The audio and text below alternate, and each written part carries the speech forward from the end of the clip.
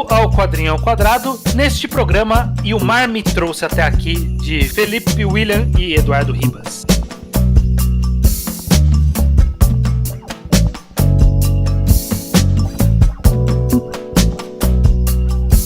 Muito bem, sejam bem-vindos a mais um Quadrinho ao Quadrado. Eu sou o Estranho, aqui com... O Judeu Ateu mais uma vez. Mais uma vez, Judeu, como nós avisamos, na segunda vez da semana, a nossa double feature que a gente tem de vez em quando aqui no Quadrinho ao Quadrado. 2 programas aqui, lado a lado, na mesma semana, de quadrinhos nacionais mais curtos, né? O Quadrinho ao Quadrado é o nosso podcast de quadrinhos nacionais, em que falamos sobre esses quadrinhos sem spoiler para quem não conhece, depois com spoiler para quem já leu. Então, você não leu, você pode ouvir esse programa. E de vez em quando a gente faz 2 programas mais curtinhos, como é o caso dessa semana, em que já fizemos o A Filha do Homem e agora estamos para falar de E o Mar Me Trouxe Até Aqui. Perfeito, vamos falar, Estranha. Vamos direto para ele. Apoia-se, recadinhos já estão no primeiro programa, então ouçam, que é double feature. Então vamos lá, Judeu. Sobre o que é E o Mar Me Trouxe Até Aqui, lançado de forma independente por Felipe William e Eduardo Ribas. É uma sinopse bem abstrata e vaga, ok? Conta a história desse... Mais uma vez, acho que não nomeado, né? Não nomeado. Um protagonista não nomeado que um dia acorda e tá no mar. E ele nada, sem rumo nenhum, só procurando alguma coisa. Essa é a história. Essa história é um conceito bem abstrato e metafórico, eu diria. A história inteira é uma enorme metáfora. Logo no começo, o quadrinho é tão abertamente te convida, quase fala na sua cara, olha, seja lá o que for isso aqui, é uma metáfora. Tenta entender por sua própria conta, seja lá qual for ela é.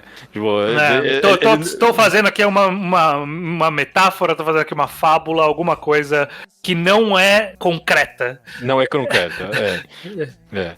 Alguns momentos é mais do que outros, né? A gente pode comentar sobre isso, mas é uma história de fábula, sobre nadar pra frente e não descansar. Sobreviver no mar e aí encontrar essas outras figuras e interagir com elas para ter alguma opinião sobre o que a história vai contar. E eu acho que esse talvez seja o grande ponto de O Mar Me Trouxe Até Aqui, porque ele meio que é esse tipo de história, por ele ser de metáfora, ele parece aquele tipo de história que é a esfinge te falando decifra-me ou te devoro. Sim. Que é meio, e aí? Você vai entender o que eu tô falando aqui? Ou você vai ficar boiando? Analogia. Você vai ficar boiando sem entender e, portanto, achar uma merda. E aí? Você vai descobrir o que eu tô querendo falar aqui? E eu não sei o que eu penso desse tipo de desafio que histórias propõem, Judas. Tem alguma opinião sobre? Eu amei Estranho. Eu amei. Porque eu acho que o grande trunfo de O Mar Me Trouxe Até Aqui, essa metáfora que ele criou do mar, ela é muito boa. Ela é muito boa, porque ela é de fato muito aberta. E eu terminei, eu não sei se eu tenho, tipo, esse é o ponto, entendeu? De O Mar Me Trouxe Até Aqui. Eu não sei se eu tenho ele, principalmente depois do segundo ato, fica muito mais abstrato pra mim, sabe? Sim. Os 2 primeiros encontros são um pouquinho mais... Óbvios, ok, quase. eu acho que eu sei o que você tá falando aqui. E aí depois os outros fica um pouquinho mais vago, justamente, né? Perfeito, eu tô na mesma vibe que você. Mas é tão... Mesmo a parte óbvia, ela é tão aberta no final das contas que eu não sei tipo, eu não sei o que esse quadrinho fez que ele me deixou tão instigado a ficar pensando sobre essa metáfora, entendeu? Tipo, ele realmente te convida tão aconchegantemente a decifrar o mistério, sabe? Poucos quadrinhos conseguem fazer isso, Estranho. E a gente já falou de... Esse é o nosso pão com manteiga aqui. Pegar os quadrinhos e falar sobre o que ele é, né? Qual é o ponto. E poucas vezes eu me senti tão convidado a fazer isso como o O Mar Me Trouxe Até Aqui. Eu concordo com você, e ele de fato convida, porque o jeito que todas as conversas ocorrem, elas de fato têm esse convite de, e aí, me decifra. O que foi essa interação, hein? O que ela representou? E ao mesmo tempo que eu acho que é interessante, que rende conversa, a gente vai conversar aqui sobre isso justamente, eu sempre fico pensando se talvez não é um truque um pouco barato de engajamento, no sentido de a pessoa pensou no escritor pensou numa ideia e foi deixando vago o que ele pensou pra meio que, e aí? Tem uma profundidade aqui, porque quando você descobrir o que eu pensei, você vai ver, caraca, e ele escondeu isso que eu pensei. E aí eu fico pensando, ele pensou em algo legal mesmo, sabe? Tipo, a ideia original da qual ele desenvolveu todas essas metáforas era uma ideia que merecia ser coberta em tantas camadas? Era algo realmente que há uma profundidade? Ou a profundidade é artificial? Ele só foi, a profundidade tá no fato de que, como não é óbvio, você tem que pensar nisso, só que quando você pensa nisso, chega à conclusão, ok, é uma metáfora para a vida, sei lá. Eu acho que é um risco, e inclusive já teve quadrinhos na história desse podcast, que a gente falou abertamente, eu não me senti nem um pouco convidado a interpretar. E inclusive já teve vezes que a gente falou, eu não me senti convidado e do que eu entendi, eu nem achei tão interessante. Uhum. E isso acontece. E eu acho que um outro trunfo e o Mar me trouxe até aqui é que ele tem uma boa mescla de óbvio e não óbvio, no final das contas. Então, durante a história vai aparecendo personagens em barcos, enquanto esse personagem está nadando. E a metáfora desses personagens é óbvia. Eu acho que a gente provavelmente chegou na mesma conclusão aqui, desses personagens. Mas logo antes de aparecer esses personagens, aparece essa tartaruga gigante que fala pro protagonista, só não vire um predador. Uhum. Essa parte não é óbvia. O que essa tartaruga quis dizer com isso não é óbvio, não. E, inesperadamente pra mim quase volta no final do quadrinho isso, e eu não entendi muito bem o ponto, inclusive. Talvez o ponto seja óbvio também, porque parecia um pouco óbvio, mas não tanto. E eu acho que é essa mescla de entregar uma parte que é fácil de interpretar e uma parte que não tanto, dá essa riqueza. Porque a parte que é óbvia, ela não é rasa. É um ponto social sendo feito ali, que é válido, é algo comentado no âmbito geral, em histórias, mas não é algo tão óbvio assim também. E talvez também você se sente bem por entender, por não ser tão óbvio assim. Você fica pensando, talvez X pessoa não ia entender o ponto disso aqui, né? O quadrinho te deixa se sentir um pouquinho inteligente, e é por causa disso, eu acho, por isso que ele é tão convidativo, porque se você se sente inteligente entendendo essas partes óbvias, você quer se sentir malandro também entendendo as partes não tão óbvias. Então, por isso que não é barato, pelo menos aqui no caso de E o Mar me trouxe até aqui, porque o quadrinho se provou. Ok, eu tenho algo a comentar. Não é tudo vago. Agora é sua responsabilidade colocar mais profundidade. Eu acho que é incrível pra mim. Poucos quadrinhos na minha memória conseguiram fazer isso. Sim. E eu acho que justamente ter sido feito meio que em passagens, né, em vinhetas específicas de agora essa pessoa, agora essa pessoa, agora essa pessoa, você junta todas elas agora num grande emaranhado de significado. E é o que você falou, algumas delas você fala, ok, essa daqui é isso, essa daqui é isso, essa daqui é isso, e essa daqui, hein? Não sei. Como que eu junto com as outras? E realmente há esse convite. Eu não sei, a gente vai discutir com spoilers, imagino, algumas das nossas interpretações, eu não sei se juntam tão bem essas explicações, inclusive, das que são mais óbvias, das que são menos óbvias. Eu quero tentar com você chegar a essa conclusão. E é esse momento que me deixa um pouco reticente. Ao mesmo, no seu caso te motiva e te anima, no meu caso me deixa um pouco reticente, porque eu tô com você também, estranho, porque eu não sei se eu... Tipo, eu adorei a ambientação de tudo, eu adorei a perspectiva, mas eu também, eu comecei falando, eu não sei se eu peguei o ponto no final, entendeu? Eu peguei o ponto no começo, talvez conversando aqui contigo a gente tire alguma coisa, mas... Até num movimento raro da gente falar que fez aqui, porque raramente a gente faz mesmo. Mas eu fui atrás de ver se eu encontrava algumas opiniões, não tem tantas assim. Não, infelizmente. Você encontra um pouquinho na Amazon, um pouquinho no Scooby, Goodreads ali. E todo mundo foi nessa pegada de, não sei se eu entendi, mas gostei. Ok. Foi meio que essa pegada. Então... Tá bem cavado a metáfora que a pessoa quis passar, que o escritor quis passar sobre o quadrinho. Vamos tentar desencavar ela daqui a pouco sem spoilers. Mas só mais rapidinho, um último ponto que eu tava pensando aqui sobre Uhum. Como o quadrinho se prova, que tipo, ele tem algo pra dizer, é que a gente comentou que essa parte dos barcos é óbvia, mas parando pra pensar, não é tão óbvio no final das contas, porque o ponto só aparece em 3 barcos, e o ponto geral sendo feito nos 3 barcos é o mesmo, Uhum. só que é apresentado de 3 formas diferentes. Então, a nuance entre o primeiro e o segundo barco não é tão óbvia assim, tipo, exige um pouquinho do leitor. E eu acho que o autor teve o respeito pelo leitor dele pegar isso e foi um sucesso pra ele. Porque se você pega, você se sente muito bem, entendeu? Indo pro terceiro barco, você já tá investido na história. Então eu acho que tem esses 2 atos. E o primeiro ato é tão bem feito que a parte abstrata do segundo ato te convida, eu acho. Sim.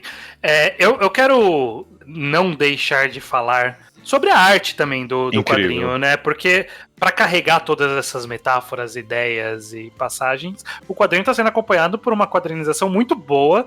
Não conheço outras obras do autor. Deixa eu ver quem que foi o desenhista dos dois aqui. O Eduardo Ribas é o desenhista. Eduardo Ribas. Eu não conheço outros trabalhos dele, mas ele tem uma cara de influenciado por mangá, porque essa quadrinização, essa passagem de quadros na vertical, algumas escolhas de como posicionar quadro é 100% mangá ali. Eu não conseguia tirar Children of the Sea do Daisuke Igarashi na minha cabeça. Tem um pouco também, tem um que de fato narrativa de mangá, eu acho que funciona. E os personagens, enfim, todos os personagens que aparecem, todas as localizações, as transições pra gente, porque justamente como ele conta várias vinhetas, né, de várias passagens específicas, como você liga essas passagens é muito importante. A gente tem no final do quadrinho aqui, tem o extra, que é o conto original, que foi escrito pelo roteirista, que é o Felipe William. E em prosa, você pode só pular de um lugar pro outro e tá ótimo, né? No quadrinho você tem que ter uma transição ali, né? Tem que, não pode virar a página e do nada mudou tudo completamente.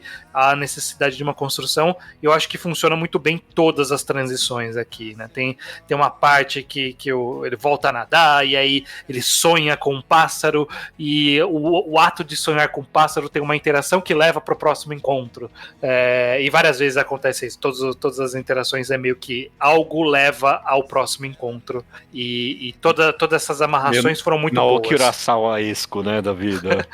Sim. Todas as amarrações funcionaram muito bem pra mim. E isso era muito importante pra não ficar um monte de blá blá blá desconexo, né? Tipo, agora ele tá ali, agora ele tá aqui. Não, realmente pareceu uma sequência, mesmo tendo passagens de tempo muito grandes ali, né? Entre as histórias, né? Justamente. Então, algo que poderia deixar ser confuso, né? Mas é feito com uma transição impecável. Você devora esse quadrinho estranho. É muito facinho de ler, realmente. Muito facinho de ler. E você falou a palavra-chave pra mim aí, a quadrinização. É muito boa, é muito criativa, variada. Tem uma página dupla maravilhosa que é só ele nadando com os peixes ali, mas o autor ainda se dá ao trabalho de colocar só em branco ali o quadro focado no personagem, sabe? Sim. Eu adorei, muito bem feitinho. A transição de quadros demonstrando o tempo só no mar ali, sabe? Eu vou folhando aqui a cada página, usando da quadrinização mesmo para contar essa história.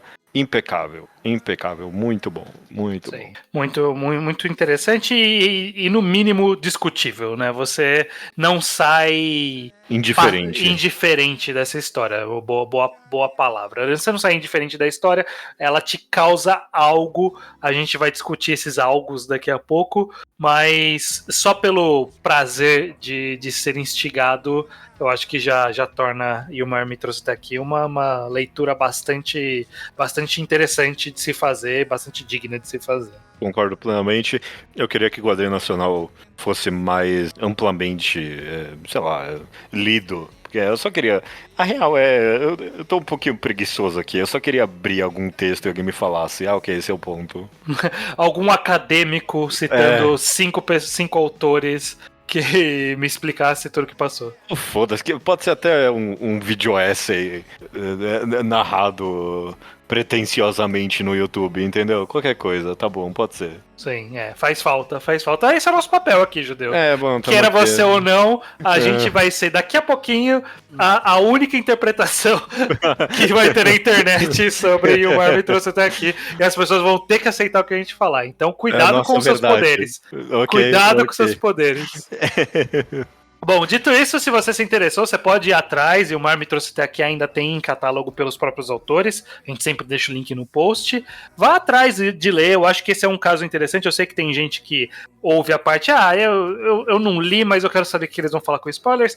Vai ler primeiro, dessa vez, eu acho que vale a pena tentar tirar umas próprias conclusões antes de pular nas nossas interpretações. Perfeito. Minha edição aqui é assinada, eu comprei na FIC ela. Eu comprei essa no FIC também? Comprei, olha só, valeu Guilherme, tá aqui, eu não tinha lembrado. Judeu ateu, faça um bom mergulho. 2022? Ah, não, eu apoiei no Catarse. Tem seu nome aqui no final? Tem, deixa eu abrir aqui pra ver. Tem, Guilherme de Camargo, tá aqui. Guilherme de Camargo tá aqui mesmo, bom. Bom trabalho. Isso bom, foi bom. É bom apoiar quadrinhos nacionais. O Catarse, ele tem esse poder de apoio de quadrinho nacional, que é meio que, de vez em quando você recebe um presente do seu eu do passado, você fala, olha só, eu apoiei um quadrinho e ele é interessante. Obrigado, Estranho. Obrigado, Obrigado, Estranho, e todas essas outras pessoas aqui. Muitas pessoas, bastante apoiadas. Mas beleza, vamos lá então pra parte com spoilers. Bora lá. Pra onde foi o meu desejo de doçura? Meu bolo de fim de tarde, meu calor no coração. Eu gosto de ganhar quando perder é uma possibilidade. Não ligo em perder quando ganhar até de honestidade. Vai, Judeu, fala aí sobre o que é. Antes de mais nada, a parte óbvia, né? A gente falou tanto sobre esses personagens e o barcos e tudo mais. Pra mim, é um comentário sendo feito ali sobre privilégios, né? Sobre talvez a forma mais ampla que eu diria, é sobre a vida, mas no sentido de vida em sociedade, e aí essas outras pessoas representam os privilégios de quem tem algo, quem já entra na sociedade com alguma coisa e quem não tem, né? Ele tem que nadar e nadar.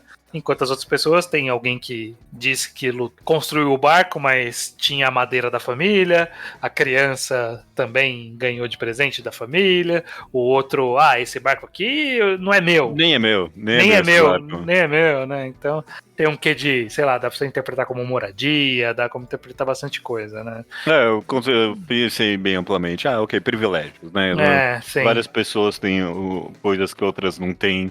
E todos eles enxergam como conquistado, ninguém enxerga nada que tem como sorte, coincidências e coisas da vida. Tem esse cara aí que praticamente nasceu no mar, né? Só sabe nadar e não tem espaço para mais ninguém. Apesar de que uma boa perspectiva, toma aí uma parte da não obviedade, é esse personagem do último barco, que é a criancinha ali, né? Quase... Por isso que é um pouquinho complicado no final das contas, quase entregando uma plenitude ali do personagem, sabe? Tipo, de ver esse garoto... Tipo, a culpa dele não é dele. A culpa não é da criança que ele tem um barco. Parece que o ponto que o quadrinho tá fazendo ali pra mim, sabe? Tipo... Não é pra você sentir inveja dessa criança de algum nível, sabe? Eu acho que é mais fazer uma comparação de como o mar aqui dessa metáfora, ele é enxergado por duas crianças em situações completamente diferentes, né? Enquanto pra ele foi um desafio desde o começo e ele teve que aprender a se integrar ao mar, e aí ele nadou com as criaturas e eventualmente conseguiu, mas ainda é cansativo. Essa criança sempre viu o mar como é uma aventura que eu estou me jogando aqui porque eu posso me jogar porque eu tenho um barco. Então, de fato, tem a questão do privilégio aí. E aí eu acho que talvez a interpretação a palavra-chave pra gente conseguir juntar essas interpretações do barco com todas as outras é o que o mar representa especificamente, né? Enquanto os barcos representam um privilégio da integração, né, na interação com o mar, o que o mar quer representar exatamente? Você conseguiu pensar o que o mar tá representando? Não, porque qualquer outro autor teria terminado essa história com ele enxergando o horizonte, alguma coisa acabou aí a história. Ninguém ia quebrar a metáfora com ele passando a vida em terra e aí, tipo, sentindo saudades do mar e amando o mar. No começo, eu pensei que é meio que uma história de... Não sei se eu tô falando correto, de Sísifo, de subir a pedra, o monte, e ver ela caindo e fazer ela subir de novo. E meio que o ponto nietzscheano sendo feito é que a única forma de viver é imaginar o Sísifo como feliz, né? Como contente em ter que subir e descer a pedra. E nesse sentido, nadar é subir a pedra, entendeu? É tipo você vê essas injustiças do mundo, mas ter que viver mesmo assim. É uma luta ali, né? Ele representa o... Eu não sei qual é o melhor termo em português, mas é o que os americanos chamam do struggle, né? Tipo, esse é o struggle. É a luta, é a luta diária, a luta cotidiana ali, né? E meio que a nossa luta cotidiana e o nosso dia a dia, ele é um trabalho de Sísifo para todos os efeitos, né? A gente tem que, no caso do personagem aqui, ele tá sempre nadando, né? Tem que sempre nadar e sempre ir atrás. E eventualmente ele encontra essa estabilidade, que é a ira, de alguma forma. Não sei exatamente como amarrar isso com uma metáfora mais ampla, mas é meio que o fato de quando ele encontra essa estabilidade, ele se torna a presa pro mar novamente, né? Que ele se tornou aquilo que a tartaruga pediu pra ele não ser, né? Pra ele não ser um predador, e aí ele eventualmente se tornou esse predador, e aí por isso que o coelho vira tartaruga, e ele se sente culpado, e aí ele percebe que ele tem que voltar. Eu não sei exatamente como amarrar todas essas partes. Essa parte aí, final de... Eu quase quero concluir que é um ponto vegetariano sendo feito ali mesmo, sabe? Que tipo, não vire carne, só não mata os animais, ok? Tipo, beleza. E aí, assim que ele teve a oportunidade, ele virou um carnívoro, ok. É uma possibilidade, é uma possibilidade. É só bizarro pra mim, porque o ponto de viver a vida, ele é quase... entra em contraste com o comentário social dos barcos, pra mim, porque... Sei lá, pode ser só minha perspectiva também aqui de web comunista pretencioso, eu não sei. Mas é quase entreguista em algum nível, tipo, tem as pessoas com barco e você não tem um barco. E assim que você sair da luta, você vai perceber que você amava a luta, entendeu? Você gostava da luta, na verdade? O que? Não, mas e as pessoas com o barco? Exato. Eu tô fazendo o meu ponto, eu não sei. Então, eu também, da mesma forma que ele não conquistou um barco no final, né? Ele conquistou uma ilha, por assim dizer. Que não é exatamente a mesma coisa que o barco, e é mais estável até, de certa forma. Então, essa eu acho que é a parte que fica difícil de fazer essa amarração e conexão. O que representaria a ilha em comparação com um barco? Não sei. Acho que ela é comparável ou elas são dois caminhos diferentes? Bom, talvez também o ponto... Não, colocando nesse sentido estranho, eu consigo, claro, eu consigo explicar a história. Que tipo, o barco são, que nem a gente comentou, os privilégios que as pessoas têm à vida. Mas no final das contas todo mundo quer algo que é o que a ilha representa, que é objetivos para a vida, ou plenitude, ou amor, ou qualquer outra coisa, objetivos, né? Coisas que você quer para sua vida, para alcançar alguma plenitude. E as pessoas podem ter barcos, pode ser mais fácil alcançar isso, pode ter privilégios, mas o fato de todas as pessoas estarem no barco quer dizer que elas podem muito bem também não ter isso, elas não têm. E o cara nadando conseguiu essa plenitude. E o fato dele voltar pro mar depois significa que não há tem plenitude. Algo, eu não sei se plenitude, ou a plenitude é a luta, né? Então, exato. Ter algo pra lutar, tem alguma saudade por isso. Eu não sei. Essa é um pouco da dificuldade da amarração que a gente falou, justamente porque eu acho que a dificuldade de identificar... Pra mim, eu acho que o mistério principal é essa ilha, né? Tipo, o que a ilha representa na metáfora como um todo. Se fosse só entender como a luta, e aí o barco permite que você não precise encarar a luta com a mesma dificuldade de quem não tem barco... Tudo bem, até aí tudo bem. Até aí tudo bem, mas o ato de você sair da luta e decidir voltar pra ela é a parte difícil de entender realmente pra mim. É fácil entender isso, de que ele sentiu saudades da luta, né? Tipo, Sim. Agora, o porquê, ou qual é o ponto sendo feito... mais do que o porquê, tipo, qual é o ponto sendo feito aqui, né? Tipo, Sim. por que a ilha não é o bastante, afinal de contas? Pra mim, o segredo tá em se eu não ser presa, entendeu? E se eu não ser predador, desculpa. E algum nível o fato dele ter matado o coelho ali, que virou a tartaruga... Estragou a ilha. Estragou a ilha. Até porque ele matou e aí o cachorro morreu por conta, meio que na sequência. Em algum nível, e agora tá muito abstrato. Talvez seria mais óbvio, por exemplo, se tipo, uma outra pessoa chegasse na ilha e aí ele chutasse ela fora pra ilha, porque a ilha é dele, entendeu? Pra mim é quase esse o ponto sendo feito com a morte do coelho. Que, tipo, ele virou um predador. Ele virou igual o cara que tava batendo nele porque ele queria subir no barco. Ainda é solitário a experiência. Talvez é isso em algum nível, entendeu? Também tem bastante comentário sobre solidão, né? Sobre o quão a luta é solitária. Também. Então, eu não sei. Eu tô jogando ideias aqui. Eu acho que a gente tá chegando perto, mas... Tá faltando essa epifania pra juntar a representação da ilha e abandonar a ilha depois de velho. Porque tem essa nuance também, né? Não é que ele ficou na ilha há pouco tempo e saiu. Ele ficou a vida toda na ilha. Ele disse pro mar que eu te amei.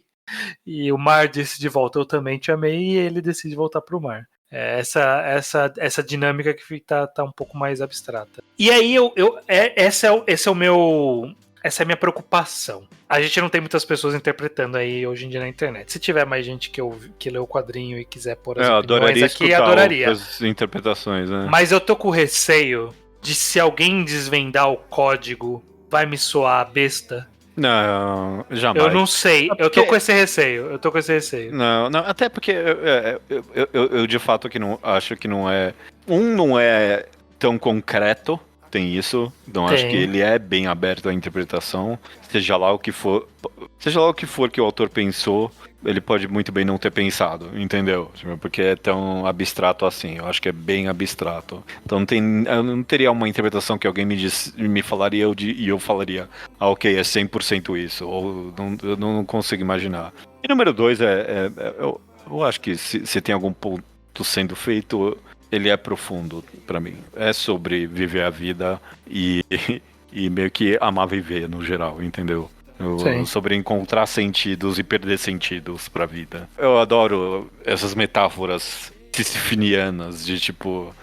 cara, você tem... Tipo, a vida não tem sentido e você tem que aprender a amar subir a pedra. Você tem que aprender a amar o mar do jeito que ele é.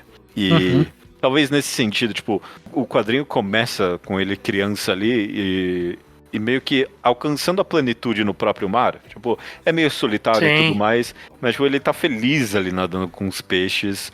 Ele logo aprende que ele quer alguma coisa a mais e a tartaruga meio que entrega pra ele que não tem, né? Tipo, só não vire um predador.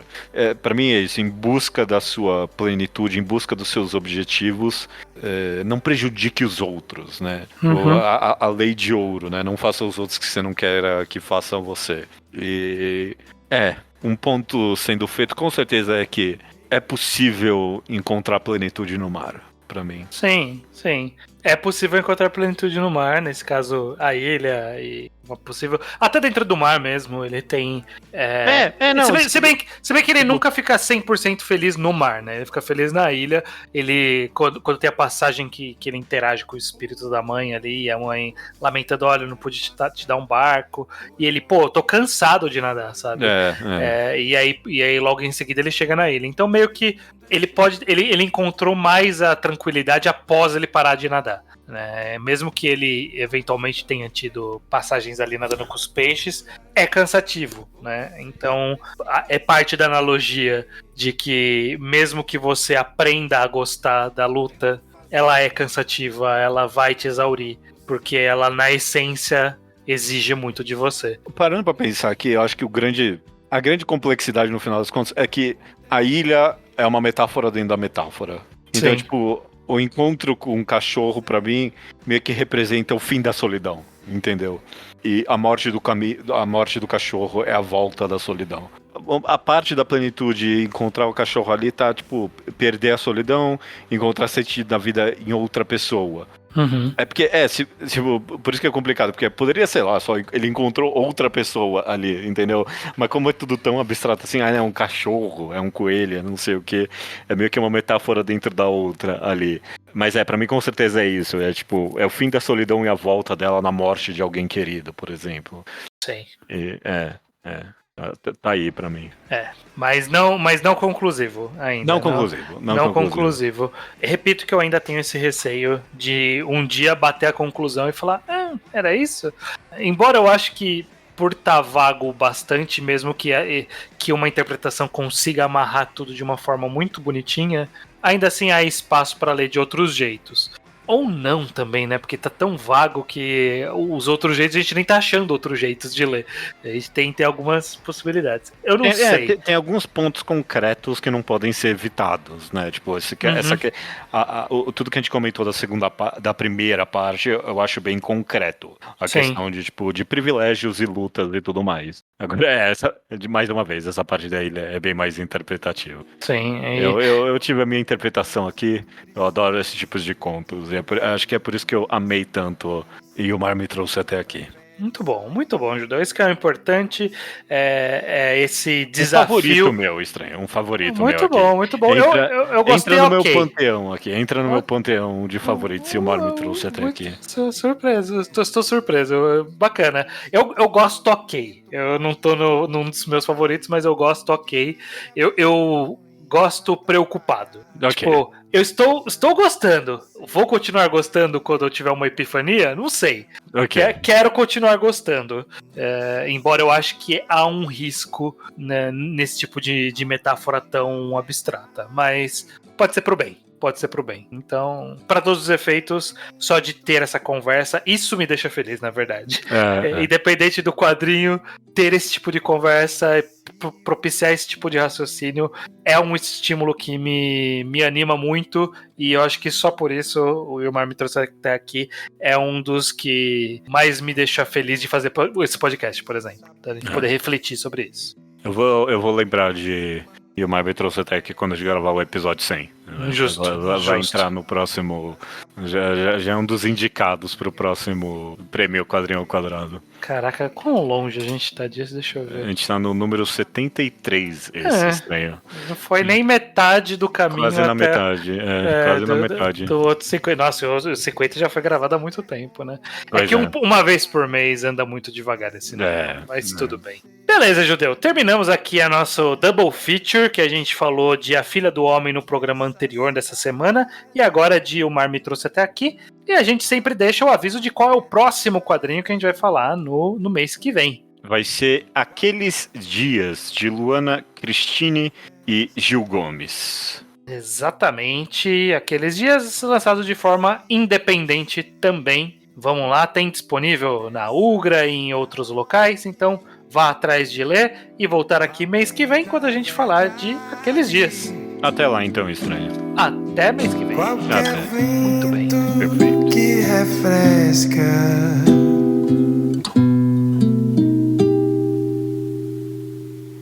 Parece você.